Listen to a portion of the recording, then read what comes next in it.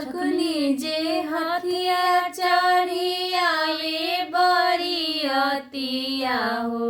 चकुनी जे हथिया चढ़ी आवे बरियतिया हो। घोड़ा चढ़ी आवे दामाद लाला। घोड़ा चढ़ी आवे दामाद लाला। सबके हु देखेला बरियतिया हो। सबके हु देखेला बरियतिया हो।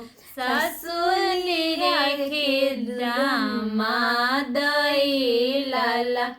ससुर रेखे दामाद लाला। जजकी के बोले पापा ओ अपना पापा। झझकी के बोले पापा हो अपना पापा। काधनी देखेलू दामाद लाला। काधनी देखेलू दामाद लाला। इहे दामाद जिले जइहे धियावा हो। इहे दामाद जिले जइहे धियावा हो। सुन करिए आंगना हमारा लाला। सुन करिए आंगना हमारा लाला। चकुनी जे हथिया चढ़ी आवे बरियतिया हो।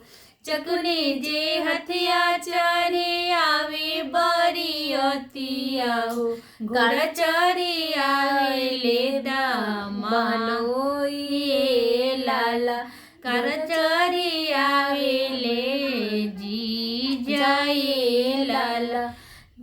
सब कोई देखेला बरियतिया हो। सब कोई देखेला बाजा बरियतिया हो।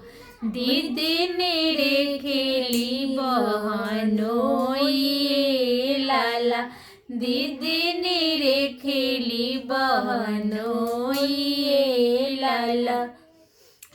झझकी के बोले भैया कवन भैया। झझकी के बोले भैया अपन भैया। का बहिनी देखेलू जी जाए लाला। का बहिनी देखेलू जी जाए लाला। इहे जी बहनोइया होले जइहे बहिनिया के। इहे जी जीजा होले जइहे बहिनिया के। सुन करिहे आंगना हमारा लाला। सुन करिहे आंगना हमारा